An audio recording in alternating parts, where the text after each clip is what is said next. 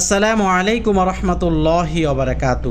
সম্মানিত দর্শকবৃন্দ, 2026 সাল ইসলামিক ফাউন্ডেশন কর্তৃক আয়োজিত এবারের ফিতরা কত টাকা নির্ধারিত হলো আজকের এই ভিডিওতে বর্ণনা করব।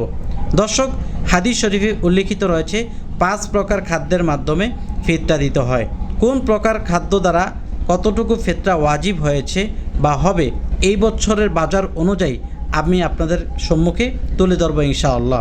দর্শক, শুধু এতটুকুই নয়, এই ফিতরা দেওয়ার কিছু নিয়মাবলী রয়েছে, কিছু জানার আছে। যেমন ফিতরা কার উপর দেওয়া আবশ্যক, এই বিষয়টা আমি আপনাদের সম্মুখে পরিষ্কার করব। কি সবাইকেই দিতে হবে নাকি কেউ কেউ মাপ পেয়ে যাবে? 2, রোজা না রাখলেও কি ওই ব্যক্তির ফিতরা দেওয়া ওয়াজিব? 3, বাবা মা ভাই বোন পরিবারের সকলেই যদি এক পরিবারে থাকে তাহলে ফিতরাটা কে দিবে? ইনকামওয়ালা ব্যক্তি দিবে নাকি পরিবারের যে মেইন প্রধান বাবা ও মা তাদের দুইজনের একজন দিবে? 4, ফিতরা কাকে দেওয়া উত্তম বেশি আর কাকে দেওয়া উত্তম নয়, এই বিষয়টি জানা খুবই প্রয়োজন। 5, একজনের ফিতরা কি একজন ব্যক্তিকেই দিয়ে সম্পূর্ণ করতে হবে নাকি একজনের ফিতরা 2-3 জন ফকির মিসকিনকেও দিতে পারবে? দর্শক, তাহলে চলুন আমরা শুরুতে জেনে নিই ফিতরা কার উপর দেওয়া আবশ্যক। শবে সাদিকের পূর্ব পর্যন্ত যারা জন্মগ্রহণ করবে তাদের সকলের জন্য ফিতরা দেওয়া আবশ্যক। কোন শবে সাদিক? ঈদুল ফিতরের দিন। ঈদুল ফিতরের শবে সাদিক হওয়ার পরে যে জন্মগ্রহণ করবে তার উপরে সদকাতুল ফিতর আদায় করা ওয়াজিব নয়। তাহলে বুঝতে পারলাম ঈদের দিনের আগ পর্যন্ত যত মানুষ থাকবে সকলের জন্য ফিতরা দেওয়া আবশ্যক বা ওয়াজিব। তারপরে রোজা না রাখলেও কি ফিতরা দিতে হবে? হ্যাঁ, রোজা রাখুক বা না রাখুক উভয়কেই তার ফিতরা আদায় করতে হবে। বাবা মা ভাই বোন এদের মধ্য থেকে যে নাকি স্বাবলম্বী সে ফিতরা দিবে, এটাই স্বাভাবিক। কিন্তু সে যদি না দেয় তাহলে যার যার ফিতরা তাকেই আদায় করতে হবে। প্রত্যেক ব্যক্তির ফিতরা প্রত্যেক ব্যক্তিকেই দিতে হবে। যদি কোনো একজন ব্যক্তি অপরজন ব্যক্তিটা দিয়ে দেয় তাহলেও ফিতরা আদায় হয়ে যাবে। দর্শক, ফিতরা কাকে দেওয়া উত্তম বেশি? 2 জন গরিব আপনি আপনার চোখের সামনে দেখতে পান, একজন গরিব নামাজ পড়ে রোজা রাখে, ভালো এক কথায় আল্লাহর পথে চলে। আরেকজন ব্যক্তি শুধু ফিতরার টাকা জমায়, সে ভালো কাজে ব্যবহার করে না, অন্যায় পথে ব্যবহার করে বা নিজের জীবনটা সুন্দর করে চালায় না, সুদে ঘুষে জমায়। তাহলে এই 2 ব্যক্তির মধ্যে যে ব্যক্তি ভালো দিনদার ওই ব্যক্তিকে আপনি ফিতরা দিবেন। মাদ্রাসায় যে এতিম ছাত্র আছে, যে নাকি এতিম, সেও তার মতো দরিদ্র কিন্তু সে রাতের আধারে তাহাজ্জুদের নামাজ পড়ে, সে আপনার এই ফিতরার টাকাটা পেয়ে কোরআন কিনবে, হাদিস কিনবে, ভালো পোশাক কিনবে, মাদ্রাসায় থাকবে, আল্লাহকে ডাক দেবে, আল্লাহকে ভয় করবে, আল্লাহর ভয়ের চোখে পানি ফেলবে। আরেকজন ব্যক্তি ফিতরার টাকা পেয়ে আল্লাহকে ভুলে গিয়ে সে আনন্দ ফুর্তি করবে, সে মেতে উঠবে, পাড়া মহল্লায় সে খাবে ঘুরবে। তাহলে 2টা জিনিসের মধ্যে উত্তম কোনটা আপনারাই বুঝতে পারতেছেন। দর্শক, এখন আমরা জানবো যে ফিতরা দেওয়ার শেষ সময় কখন পর্যন্ত। ফিতরা দেওয়ার শেষ সময় হলো শেষ রমজান, অর্থাৎ আপনার ঈদের নামাজের আগ পর্যন্ত, রমজানের একেবারেই শেষ। ঈদের নামাজের পরে আদায় করলে সেটা ফিতরা হবে না, সেটা হবে আপনার সাধারণ দান। এখন আমরা জানব ফিতরা এবছর কত টাকা নির্ধারিত হলো। দর্শক, হাদিস শরীফে 5 প্রকার খাদ্যের মাধ্যমে ফিতরা দেওয়ার কথা উল্লেখিত হয়েছে। 1, গম বা আটা। 2, পনির। 3, খেজুর। 4, কিশমিশ। 5 হলো আপনার জব। এই 5 প্রকার খাদ্য। কোন প্রকার খাদ্য দ্বারা দিলে কতটুকু এটা আমরা জেনে নিই। যদি গম আর আটা দিয়ে দেন তাহলে আপনার আধা সা, আর বাকি যে 4টা আছে পনির, খেজুর, কিশমিশ, জব, সেগুলা দিয়ে দিলে হবে 1 সা। এখন কথা হলো, হুজুর আমরা তো 1 সা আর আধা সা বুঝি না, বর্তমান কেজির পরিমাণ কেমন?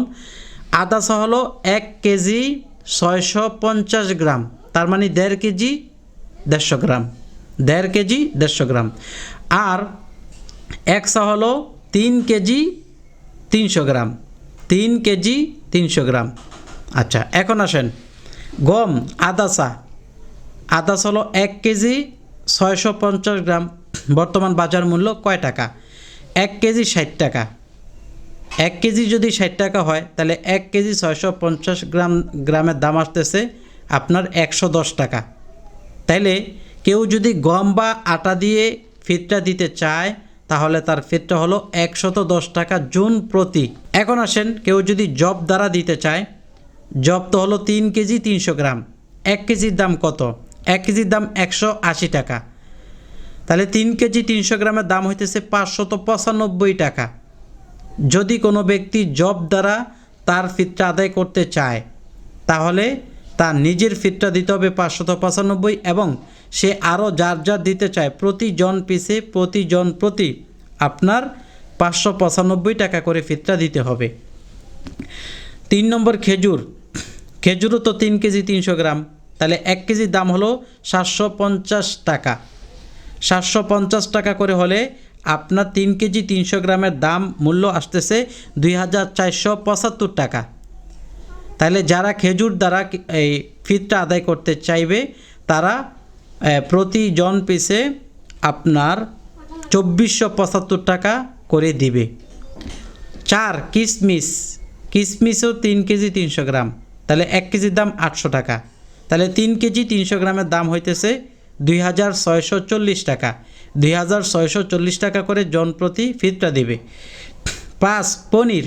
850 টাকা কেজি হলো 3 কেজি 300 গ্রাম, মানে এই চারটার একই 3 কেজি 300 গ্রাম। তো পনির 850 টাকা কেজি হলে 3 কেজি 300 গ্রামের দাম আসতেছে 2805 টাকা।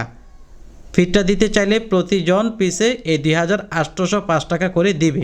এখন কথা হলো, আপনি দিতে পারবেন খেজুর দ্বারা, অর্থাৎ আপনি 750 টাকা করে ফিতরা দেওয়ার সামর্থ্য রাখেন। আপনি যদি দেন 110 টাকা করে, আল্লাহু আলাম, আল্লাহ ভালো জানেন আপনার ফিতরাটা আদায় হবে কি না, কারণ এটা আপনার সামর্থ্য অনুযায়ী।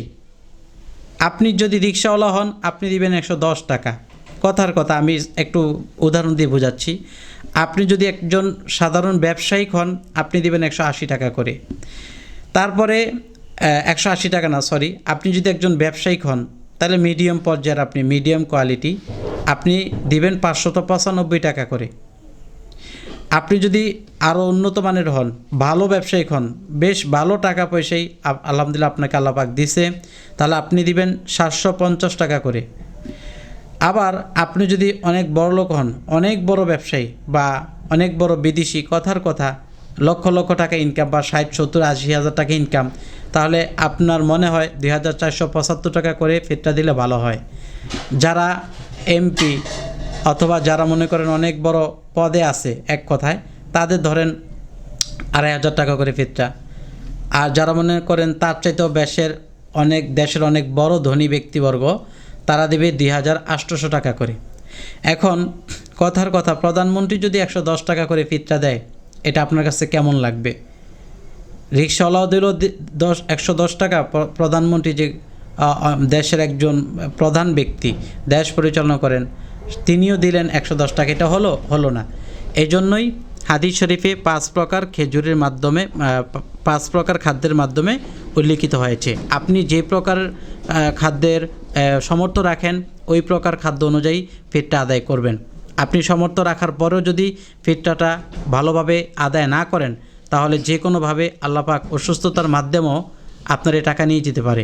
আপনি দিলেন না, লুকোচুরি করলেন বা ফিতরাই দিলেন না, এই পৃথিবীর কোনো ব্যক্তির সামর্থ্য নাই যে আপনাকে পাকড়াও করবে, আপনাকে কিছু বলবে, কিছুই বলার নেই। কিন্তু মহান আল্লাহ পাক দেখছেন, আপনাকে যে কোনো একটা অসুস্থতা দিয়ে বা আপনার সন্তানকে একটা অসুস্থতা দিয়ে যদি 5, 10, 20 হাজার টাকা নামিয়ে ফেলে আল্লাহ পাক, আপনি টের পাবেন না বা আপনার বলার কোনো শক্তি থাকবে না। সুতরাং ফিতরা, আমি মনে করলাম ফিতরা কত টাকা আমি জানি না, আমি সর্বোচ্চ ধরেও যদি ঘরে 4 জন 5 জন সদস্য থাকে, ফিতরা 2-10 হাজার টাকা দিয়ে দেই, এটা আমার দানই হোক না, ক্ষতি কি?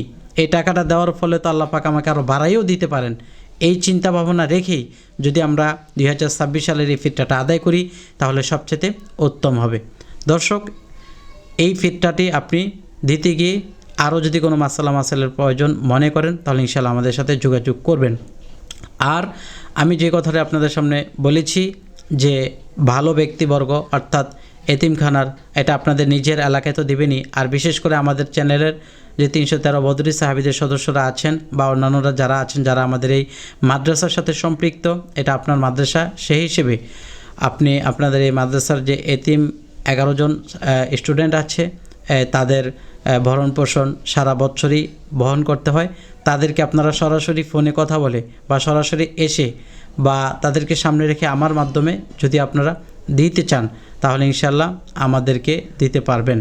আমি আপনাদেরকে নম্বরটি বলে দিচ্ছি 01-878-415560।